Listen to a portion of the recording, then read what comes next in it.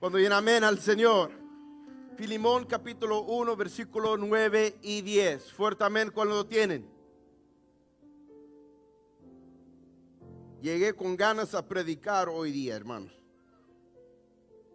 Más bien te ruego por amor, siendo como soy Pablo, ya anciano, y ahora además, todos digan en voz alto, prisionero de Jesucristo. Una vez más, todos juntos, prisionero de Jesucristo. Una vez más, prisionero de Jesucristo. Te ruego por mi hijo Onésimo, a quien engendré en mis prisiones. Una vez más, ¿a quien engendré? ¿Dónde? En mis prisiones. Les quiero predicar, el título de hoy es prisionero de Jesucristo. Vamos a alzar nuestras manos, nuestra voz al Señor. Y hermanos, como le digo, lo tengo que repetir cada semana porque a veces gente se olvida. No sé por qué no lo tienen ya grabado ahí en su calabaza. Pero llegamos aquí para participar con lo que el Señor está haciendo. Oímos la palabra del Señor con alabanza, porque le alabamos en espíritu y en verdad. Y es el espíritu y la verdad trabajando juntos que causa el cambio explosivo en la vida de uno. So, hermanos, vamos a orar con pasión, vamos a orar con hambre y sed. Vamos a responder a la palabra del Señor, porque la gloria del Señor va a llenar este lugar. Y ustedes van a salir aquí con nueva fe, nuevo ánimo, nuevo gozo en el Señor hoy. Levanta su mano, su voz al Señor y vamos a orar.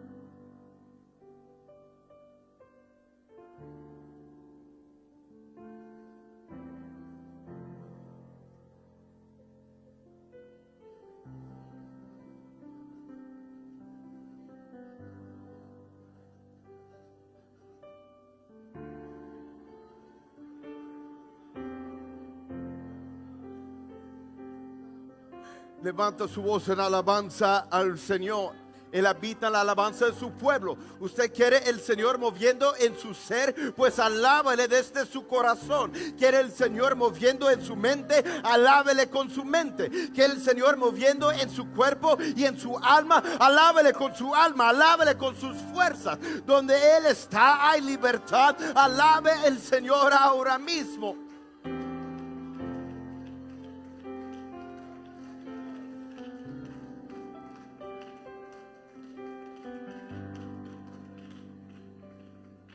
Pueden tomar sus puestos, hermanos. En el mundo cristiano hoy día hay mucha cosa predicada que se trata más de la vida aquí y que cosas buenas aquí, en cambio de predicar lo que dice la palabra del Señor, porque es muy fácil atraer a la gente cuando uno habla que cada domingo que uno llega a la iglesia has ganado la lotería. Y sí, cada vez que usted venga aquí, si eres hijo de Dios, el Señor va a hacer milagro esta semana. Y si usted se mira en el espejo y dice, en el nombre de Jesús voy a ser millonario, pues sí, el Señor te va a hacer rico. Y hay gente que predica esta doctrina que todo el tiempo es todo, eso va a ser puras cosas buenas en su camino con el Señor. Prediquen este concepto que si soy salvo, si soy hijo de Dios, no importa el obstáculo, yo siempre voy a ir más allá, siempre voy a andar en la victoria todo el tiempo. Eso es lo que prediquen. Pero la cosa es que no encaja con la palabra del Señor. Por eso tenía que pasar otra vez, no solo por el Mar Rojo. Esa generación pasó por el bautismo. Ahora la segunda generación, ellos también tenían que pasar por el río Jordán siendo bautizados para poder entrar a esta nueva vida en Cristo Jesús. Y la Biblia dice, ya que están entrando a este lugar que el Señor les mandó, este lugar que el Señor había preparado, Dios da la promesa a Josué, da la palabra a Israel: esfuérzate y sed valiente. Pues si era tan fácil, victoria todo el tiempo y nadie iba a tener que esforzarse y era pura bendición todo el tiempo, pues ¿por qué necesitaban espada y escudo? No encaja la doctrina que muchos prediquen. Aún después del tiempo de conquista, ya en tiempo de los jueces capítulo 3 versículo 1 comienza diciendo: estas pues son las naciones que dejó Jehová para probar con ellas a Israel. ¿Están viviendo en la promesa o no? ¿Están en la tierra prometida o no? El Señor les había liberado de Egipto, los trajo a este lugar y ahora tenían conflicto, guerra y enemigos contra ellos. Pero estaban en la promesa del Señor. Alguien puede decir gloria al Señor. La promesa del Señor, dentro de la promesa de Dios hay batalla. Hay luchas, hay guerras, hay cosas que vienen en contra uno. Por eso, hermanos, en la iglesia debemos ser valientes. Por eso, hermano, en la iglesia uno tiene que tener un poco de cañanga. Iba a decir otra palabra, pero eso vino a mi mente. Pero tiene que tener un poco de valor aquí en su panza, diciendo que aunque es difícil, nada me va a quitar de este lugar. Traté de vivir afuera y no me fue bien. Aunque eso es un poco pesado, es Cristo para mí o nada. Es Jesús mismo que dijo que la lluvia va a caer sobre el injusto y el justo. Sobre el justo y el injusto va a sentir la lluvia cayendo sobre ellos. Era Jesús mismo que dijo esto. Pues ¿por qué es, hermanos, que seguimos al Señor? Pues sí, siempre vamos a tener luchas y pruebas. ¿Qué es la diferencia? Mejor que me quedo en los pecados en cambio de buscar al Señor. Si de la misma manera voy a tener luchas y pruebas. Sí, hermanos, sí. Hay problemas, tiempos difíciles que van a venir sobre la persona dentro de la iglesia y afuera de la iglesia. La persona que es salvo y la persona que no es salvo. Sí, eso es verdad. Pero, hermanos, la cosa es que aunque la misma problemas puede venir sobre la persona salvo y la persona que no es salvo, la persona que está salvo tiene algo que otros no tienen. Tenemos Jesús con nosotros en medio de todo. Jesús mismo, uno de mis versículos favoritos, Juan 16, versículo 33, dice: estas cosas os he hablado para que en mí tengáis paz. Mira, te estoy advirtiendo antemano que hay cosas que vienen contra ti, pero le voy a decir esta palabra, le estoy diciendo esto antemano, porque cuando se levanta contra ti el enemigo, yo quiero que tengan paz. ¿Y qué es esa palabra? En el mundo tendrás aflicción, pero confiad. Todos digan, pero confiad. Pero confiad. Yo he vencido al mundo. Sí, hermano, hay tormentas que van a venir contra el justo y el injusto. Pero el hombre justo tiene la roca llamado Jesucristo. Oh sí, hermanos, contra los hijos de Dios y los que no son hijos de Dios se va a presentar batalla. Pero los hijos de Dios tenemos Jehová poderoso en batalla. Y sí, en el mundo va a haber guerra. Oh, pero nosotros tenemos Jehová Nisi, Dios nuestra bandera, Dios nuestra victoria. Alabe al Señor. Y hermano, esto no es de emoción y esto no es solo para causar alabanza. Es que si de la verdad hoy día usted está enfrentando cosas pesadas, confiad, porque Él está contigo. El resto del mundo son huérfanos, no tienen por dónde esconder, pero tú y yo tenemos el Padre eterno que es fiel todo el tiempo. De la verdad, mis hermanos, sí vamos a enfrentar tiempos difíciles, pero nuestra reacción a la cosa debe ser diferente. Nuestra reacción a la cosa debe ser diferente, porque donde otros no tienen reposo ni torre fuerte, tú y yo sí. Y mientras que otros están llorando y diciendo por qué esto llegó a nuestra vida, tú y yo tenemos acceso al autor de la vida. Podemos acercar a Él a preguntar. Sí, hay cosas que se le suceden y gente, ¿y por qué esto? ¿Y por qué el otro? ¿Y por qué? ¿Y por qué? ¿Y por qué? Uno, muchas veces cuando la gente hace esas preguntas es solo porque quieren llorar. Y hermano, me entiende, estoy hablando de cosas difíciles. No estoy tratando de minimizar los sentimientos y los pensamientos que pasan por la mente de uno en tiempos difíciles. Pero de llorar por llorar no ayuda nada. Si la verdad alguien quiere saber, simplemente tiene que caminar con Él.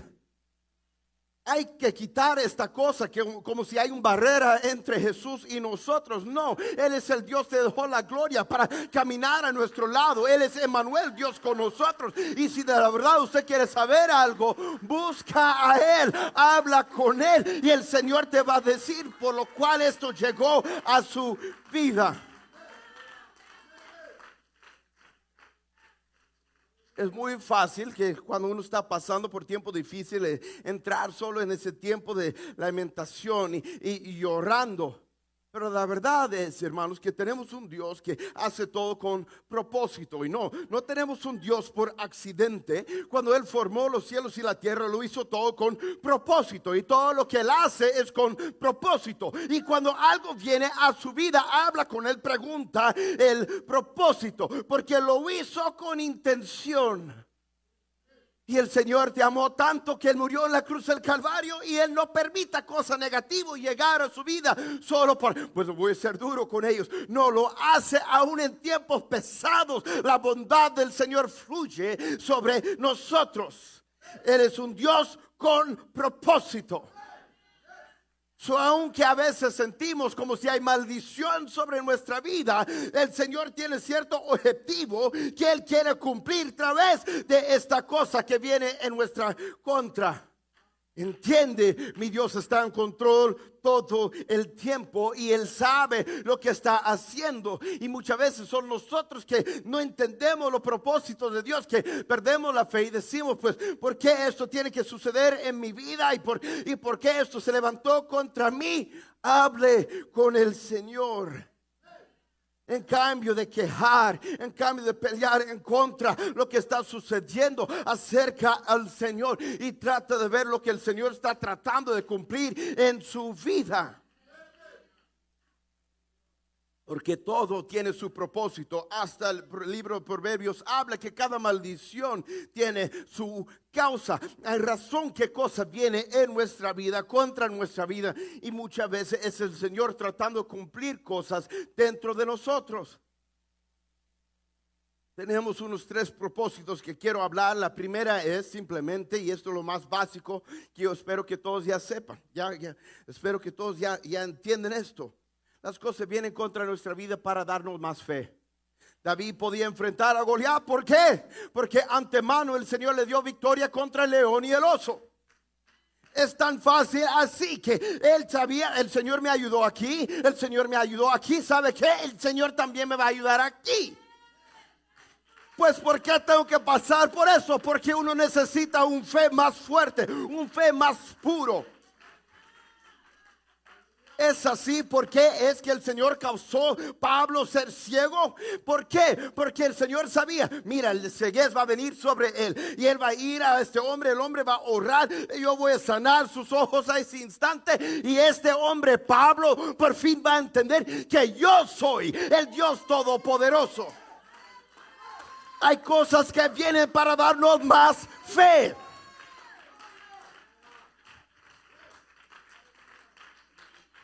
Segundo propósito es para causarnos tener un poco de agradecimiento, de causar un tipo de apreciación dentro de nosotros. Sí, hermanos, es importante que apreciamos lo que es bueno. Y de la verdad, hermano, cuando uno tiene hambre, la comida tiene mejor sabor. Hermano, ustedes saben que yo no me gusta comer a todo, de todo, pero cuando tengo hambre, pues voy a comer lo que hay, aleluya. Le causa un agradecimiento cuando uno no tiene, cuando ha pasado por tiempo de pobreza y de pronto el Señor obra y usted puede comprar una casa, aun si esa casa es una casita, algo muy pequeño, pero usted que ha pasado por la pobreza ahora, usted dice, este lugar no es muy grande, pero para mí es una mansión.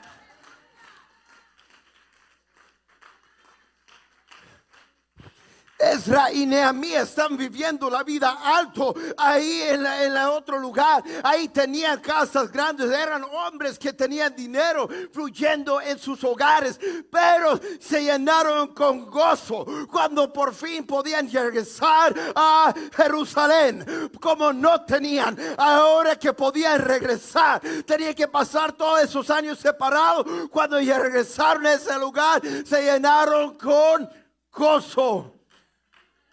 Por eso, hermano, la Biblia habla que cuando ya tenía un poco de esperanza, los apóstoles fueron, Pablo y Juan fueron corriendo a la tumba de Jesucristo, porque como no lo tenían, ahora tenían más agradecimiento.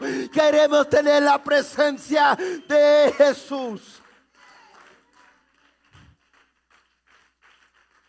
Y ahora el tercer propósito, y esto, hermanos, es donde muchos luchan, donde muchos pierdan su fe, donde muchos no entienden, porque sí, hay veces que uno pasa por cosas en la vida que no se tratan de ti. Hay cosas que van a suceder en su vida que el Señor los permite pasar por su vida para el bendición de otros. Y esto es donde muchos cristianos pierdan su fe, pierdan todo el ánimo que tienen, y eso porque no entienden que la Biblia dice que fuimos comprados con un precio. No somos dueños de nuestras propias vidas. Él es el dueño, Él es el Señor, Él es Rey de todo, el único soberano. No es la voluntad del hombre, sino que oramos por la voluntad de Dios aquí sobre la tierra.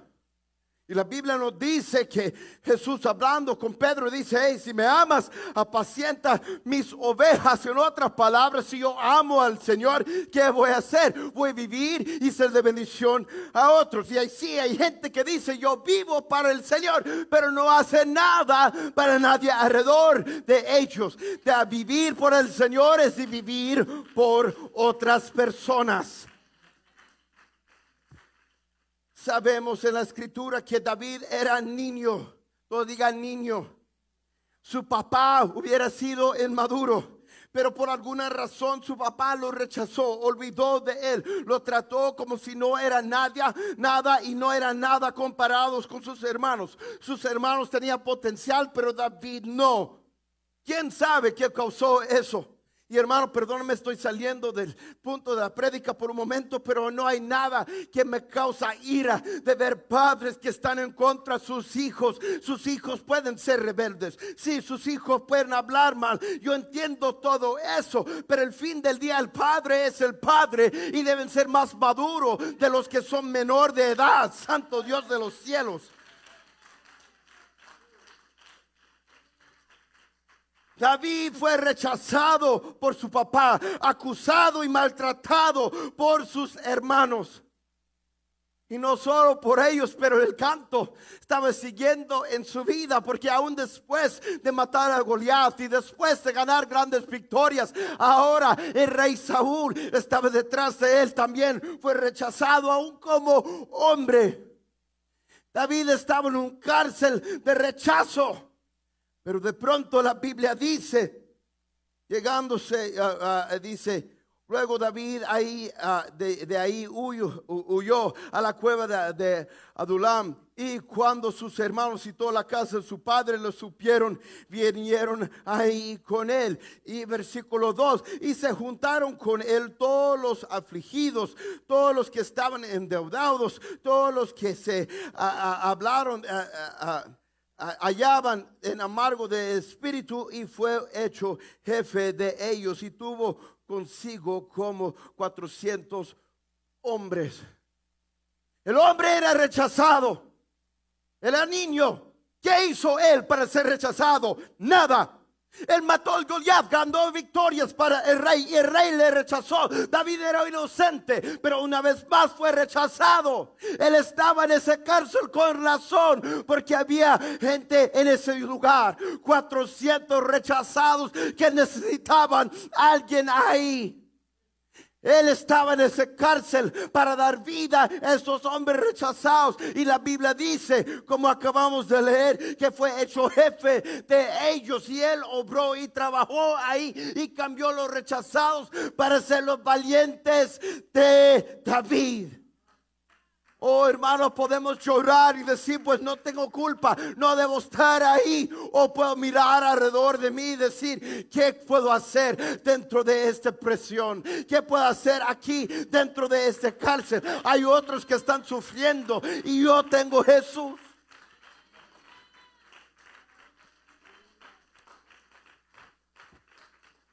José era inocente, fue vendido a la esclavitud.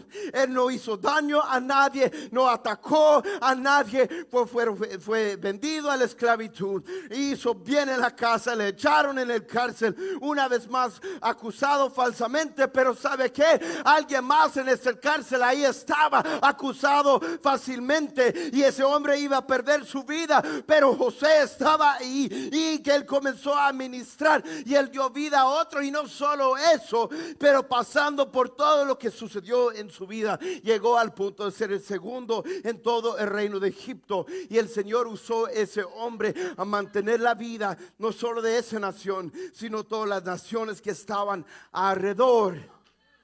Hermanos, las maldiciones, estas cosas pesadas, muchas veces no se tratan de ti, se tratan de dar vida a otros.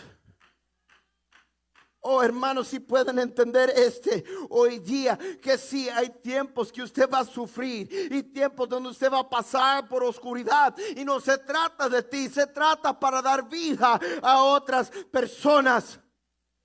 Pablo predicó Jesucristo, estaba hablando de la salvación del Señor. No atacó a nadie, no estaba tirando piedras, no estaba haciendo cosas en contra, pero ellos le arrestaron y lo echaron a esa cárcel. Sabemos, hermanos, que ahí se enfermó. Sabemos que él estaba en oscuridad. Sabemos que aunque él estaba dentro de un hoyo debajo de la tierra, aún así lo tenían encadenado. Él tenía que pasar por ese sufrimiento. Él tenía que enfrentar estas cosas que sobre un hombre normal hubiera quebrantado su espíritu. Pero no, Pablo ahí dentro de este lugar de muerte sin esperanza, él vio otro que estaba sufriendo. Y él dijo: aunque estoy en el mismo estado, yo tengo Jesús y él no. Y lo que tengo te doy. Y él comenzó a ministrar ahí en esa cárcel a Onésimo.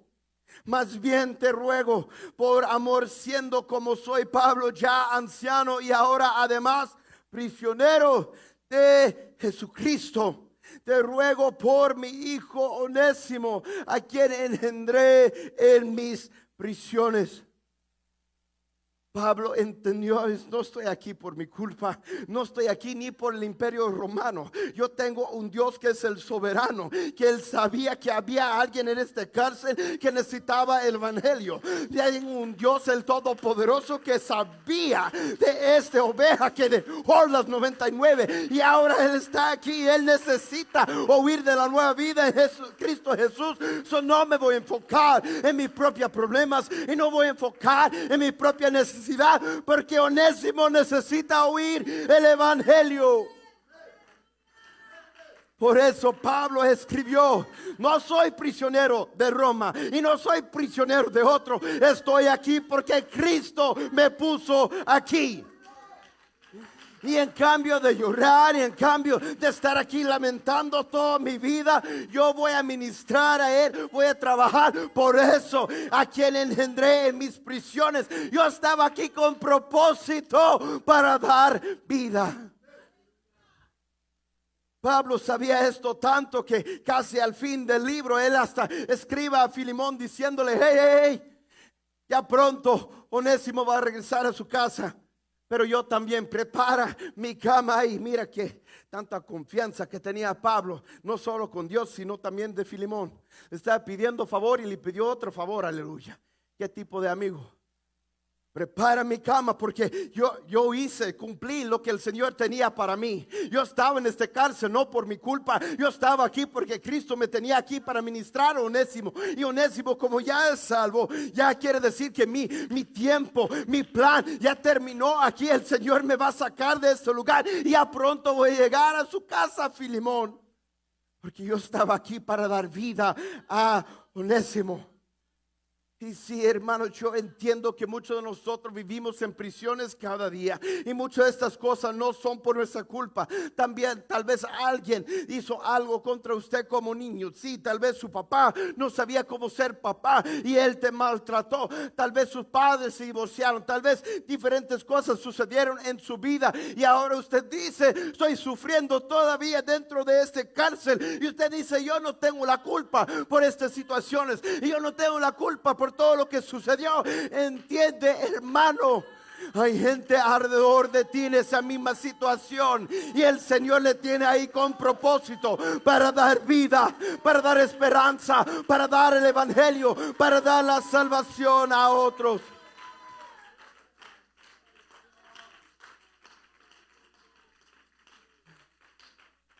Sí, hermano, usted dice, pues mi matrimonio está pasando por tiempo difícil, es un cárcel, yo quiero escapar. No, hermano. Primeramente era Dios que trajo esa unión. Aun si se divorcian, ¿sabe qué? Uno sigue, las dos vidas sigan siendo afectados uno por el otro, porque no era usted que hizo la unión, era Dios que los unió en su presencia, aleluya.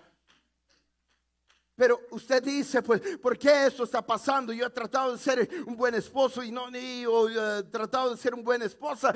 ¿Por qué? Porque hay otros alrededor de ti. Y si usted puede aprender cómo arreglar esta situación, también puedes ministrar a otros. ¿Por qué es que tengo que pasar por enfermedad en mi cuerpo? ¿Sabe por qué? Porque cuando usted ve que el Señor te sana, también ahora uno tiene fe para sanar a otros con el poder del Señor Jesucristo.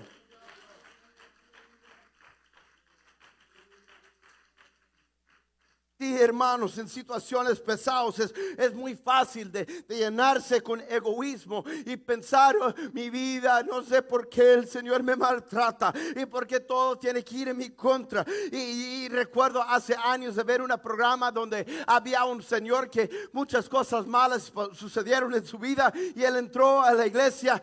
Y en este programa y él miró la cruz ahí colgado y él preguntó a Dios, hey, ¿por qué siempre me maltratas? Y sí, muchos tienen esa mentalidad que el Señor simplemente es duro con nosotros y no entendemos el por qué. Y Señor, ¿por qué tiene que ser tan pesado conmigo? Tenemos ese tipo de mentalidad porque no damos cuenta de gente alrededor de nosotros. Y el Señor se está diciendo, mira, yo te tengo agarrado por el mano. Usted baja este pozo porque hay otro ahí. Yo no te voy a soltar, pero te tengo que bajar aquí para que usted pueda agarrar los otros que están en ese pozo. Y yo voy a jalar a ti. Y cuando jalo a ti, yo quiero que usted también trae otros con usted. Mi Dios tiene plan y propósito en todo. No me gustan las iglesias. Yo he hablado aquí, uno de ustedes me han dicho su queja, pero está bien, yo tengo el micrófono y ustedes no le gustan cuando yo hablo que yo era pecador, que yo también lucho con cosas de la carne. Un pastor no debe ser así. Cada pastor es así porque todos son hechos de carne y hueso. Santo Dios de los cielos lo dijo a ustedes para que entiendan, yo también soy pecador. Y si el Señor podía mover sobre mí, también puede mover sobre ti.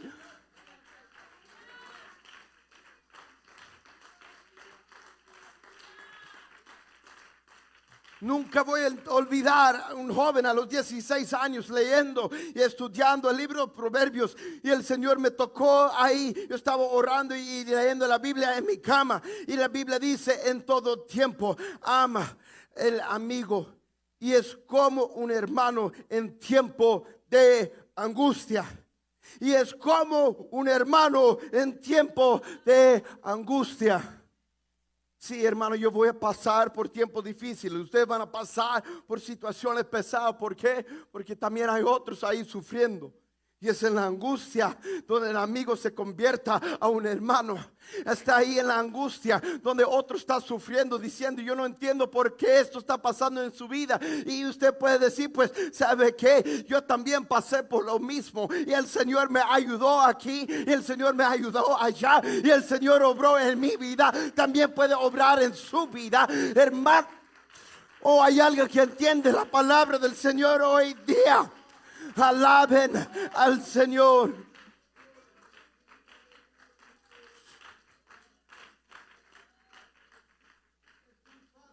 Es muy fácil ser frío con la gente cuando uno no ha tenido que pasar por el fuego.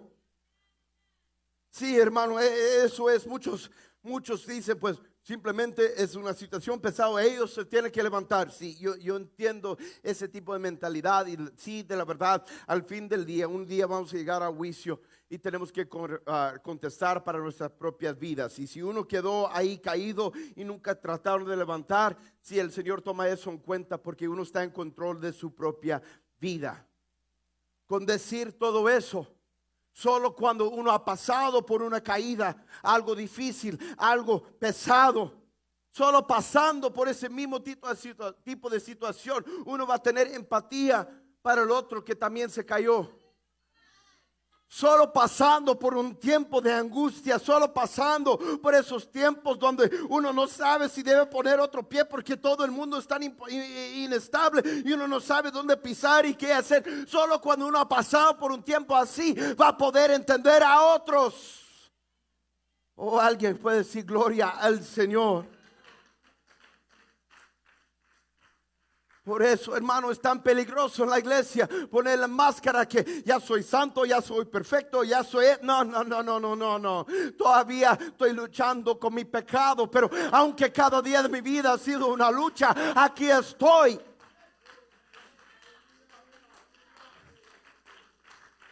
El reino del Señor no se trata de ser cómodo, no se trata pues bendición y victoria todo el tiempo. No, hermano mío, se trata de la salvación de otros. El Señor no nos manda a salvar las almas que están en la iglesia, nos manda a las calles. Nos manda ahí donde están gente borracho, nos manda ahí en esos lugares donde muchos se creen tan santitos que no pueden pisar. Nos manda a ir ahí a las valles para poder levantarlos a las alturas de la tierra. ¿Entiende, hermano mío? Tenemos que ser dispuestos a ser prisioneros de Jesucristo si vamos a ministrar a un mundo necesitado. Pido que los músicos pasen aquí. Estamos ya entrando a este tiempo de las llamadas y las visitas para el día de amigo. ¿Cuándo es la última vez que usted ha dicho a su amigo la razón que usted va a la iglesia, la razón que usted ama al Señor? Bueno, me ha ayudado. ¿Cómo? Pues es que me da pena. Por eso no está haciendo el conexión. Gente no quiere algo que simplemente va a motivar. Por eso pueden leer un libro de liderazgo, le va a dar la motivación. Ellos necesitan algo verdadero. Sí, yo salí de unas situaciones pesadas y el Señor obró en mi vida, y ahora mira que la transformación que tengo, eso es lo que quieren. Quieren una iglesia, quieren un cristiano, quieren un Dios verdadero que sabe los problemas, que sabe lo que está sucediendo, y esta cosa de la verdad va a transformar y obrar. La Biblia habla que el Señor llevó a Ezequiel a ese valle de los huesos secos. Ahí estaba en el lugar que puedo imaginar que era como una película de terror, con huesos y cuerpos todo alrededor de él, un lugar muerto, un lugar de destrucción. Pero el Señor lo trajo ahí con la intención de soltar el poder de resurrección ahí para que otros podían vivir. Eso es el plan de Dios para su vida. Eso es el plan de Dios para cada uno de nosotros. Y pido que se pongan de pie. Vamos a hacer como Ezequiel, que caminamos en este lugar horrible para dar vida. Vamos a hacer como David y dar esperanza a otros. Vamos a ser como José, vamos a ser como Pablo, que entramos a la prisión y ahí comenzamos a ministrar a otros para que otros puedan ser salvos. Cuando estamos haciendo las llamadas, cuando estamos visitando a nuestros amigos, hermano mío, recuerdan esto: los problemas y los sufrimientos en su vida tienen propósito. Y si está en esta angustia, que un amigo se convierta a un hermano. Pido que comience a caminar a este altar. Y si pasan al altar, por alguna razón gente se pone cómodo ahí en la banca, está en el altar que ofrecemos sacrificio al Señor, y donde el fuego cae sobre nuestras vidas.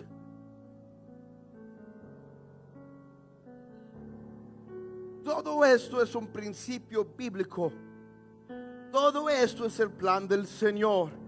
Y entiéndeme, hermano, no estoy predicando simplemente algo para evangelizar almas. Lo estoy tratando de hacerles entender este principio bíblico. Es por esta razón que Dios fue manifestado en carne. Tomó forma de siervo, fue obediente hasta la muerte. Por eso Hebreos 4 habla que Él fue tentado en la misma manera que nosotros fuimos tentados. Tenemos un Dios que Él mismo se metió a prisión con nosotros. Él no tenía razón para ser crucificado.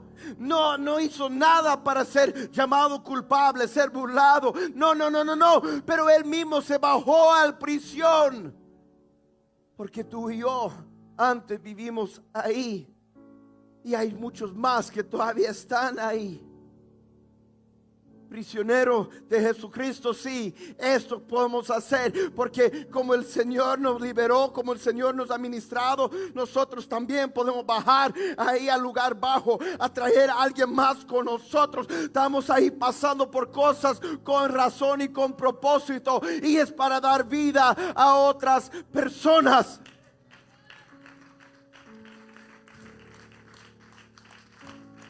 Y en un momento vamos a buscar del Señor y vamos a alabar su santo nombre. Pero es así, estaba cantando esa canción antes que Santo, Santo, Santo es el Dios Todopoderoso, que sacaron de Apocalipsis capítulo 4 y 5 de alabanza que está ahí delante del trono. Al fin del capítulo 5 la Biblia habla que los cuatro criaturas, que yo creo, mi opinión, no es doctrina, es mi opinión, que representan las culturas de los gentiles, y también los otros 24 ancianos y los que estaban ahí comenzaron a decir al fin del capítulo 5: el cordero que fue inmolado es digno. El que entró a la prisión, el que sufrió, el que se bajó a nuestro nivel, Él es digno de tomar el poder, la riqueza, la sabiduría, la fortaleza, la honra, la gloria y la alabanza. Él no tenía razón para hacerlo. Él no hubiera sido prisionero, Él no hubiera sido castigado de esa manera, pero lo hizo porque Él se humilló para estar a nuestro nivel, para levantarlos a los cielos con Él. Hermano mío, levanta su mano, su voz al Señor.